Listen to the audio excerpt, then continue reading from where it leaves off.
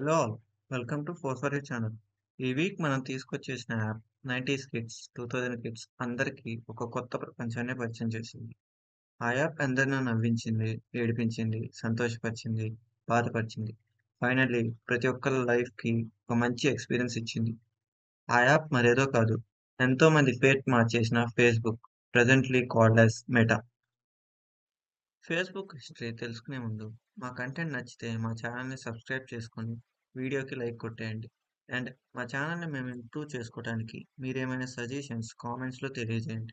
We are always ready to take them. And వీడియోలోకి jump అయిపోదాం. History of Facebook. 2004లో Mark జుకర్బర్గ్‌తో పాటు వాళ్ళ రూమ్‌మేట్స్ అండ్ కాలేజ్ మేట్స్ అయిన 4 మెంబర్స్‌తో కలిసి ఫేస్‌బుక్ ఇంట్రొడ్యూస్ చేశారు. ఫేస్‌బుక్‌కి మొదట్లో ఇంకో పేరు ఉండేది. అదే ది ఫేస్‌బుక్. ఈ ది ఫేస్‌బుక్‌లో 'ది' తీసేసి 2005లో ఫేస్‌బుక్‌గా రీనేమ్ చేశారు. మొదట్లో జస్ట్ వాళ్ళు చదువుతున్న హార్వర్డ్ యూనివర్సిటీలో ఎవ్రీ స్టూడెంట్ ఇండివిడ్యువల్‌గా కనెక్ట్ అవ్వటానికి స్టార్ట్ చేసిన ఈ ఫేస్‌బుక్ వరల్డ్‌లోనే లీడింగ్ సోషల్ నెట్వర్క్‌గా ఇప్పటికీ కంటిన్యూ చేస్తుంది. ఎందుకంటే ఫేస్‌బుక్ 2014లో వాట్సాప్‌ని అక్వైర్ చేసింది. అండ్ 2012లోనే ఇన్‌స్టాగ్రామ్‌ని బై చేసింది. అప్పట్లో వరల్డ్ వైడ్‌గా ఇన్‌స్టాగ్రామ్ అంత యూజ్‌లో లేదు. But after corona Instagram usage ఒక్కసారిగా పెరిగిపోయింది. దీనితో ఫేస్‌బుక్ డిమాండ్ కూడా పెరిగిపోయింది. ఫేస్‌బుక్, వాట్సాప్ అండ్ ఇన్‌స్టాగ్రామ్ అక్వైర్ చేయడం వల్ల సోషల్ నెట్వర్కింగ్ ప్లాట్‌ఫామ్‌లో ఫేస్‌బుక్ ఇప్పటికీ నంబర్ వన్‌గా ఉంది. Key milestones of Facebook. 2005లో Facebook Accel పార్ట్నర్స్‌తో ఇన్వెస్ట్‌మెంట్ చేసింది మానిటైజేషన్ కోసం. 2006లో 13 ఇయర్స్ దాటిన ప్రతి ఒక్కళ్ళు వ్యాలిడ్ ఈమెయిల్ అడ్రెస్‌తో ఫేస్‌బుక్ అకౌంట్ క్రియేట్ చేసుకోవచ్చని డిక్లేర్ చేసింది. దీంతో ఫేస్‌బుక్ గ్రోత్ ఒక్కసారిగా ఇంక్రీజ్ అయింది. 2007లో రెవెన్యూ కోసం ఫేస్‌బుక్ యాడ్స్ పోస్ట్ చేయడం స్టార్ట్ చేసింది. 2009లో ఫేస్‌బుక్ ఫ్రెండ్లీ ఫీడ్ అనే సోషల్ మీడియా అగ్రిగేట్‌ని అక్వైర్ చేసింది. 2012లో ఫేస్‌బుక్ ఇన్‌స్టాగ్రామ్‌ని అక్వైర్ చేసింది. అండ్ ఇదే 2012లో ఫేస్‌బుక్ యాప్ సెంటర్ అనౌన్స్ చేసింది. యాప్ సెంటర్ అంటే a store selling applications that operate via the website.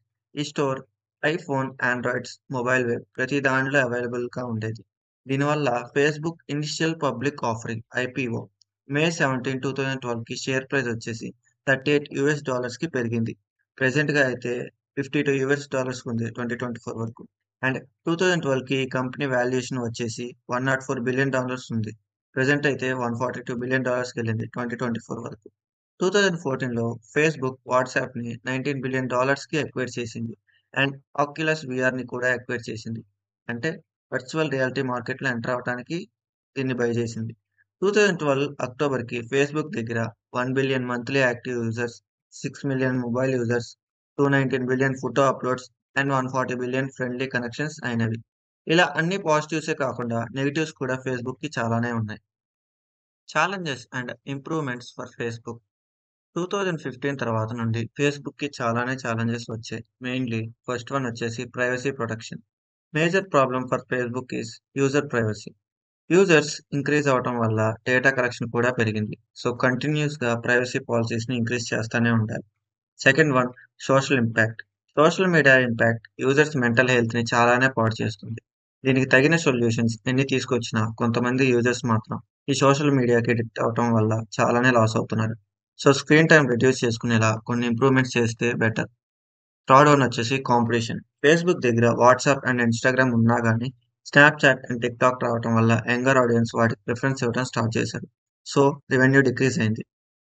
That's it for today guys. మా వీడియో అండ్ ఇన్ఫర్మేషన్ నచ్చితే లైక్ చేసి సబ్స్క్రైబ్ చేసుకోండి. అండ్ నెక్స్ట్ మంత్ ఫస్ట్ వీక్లో ఒక ఫేమస్ యాప్ గురించి తెలుసుకుందాం.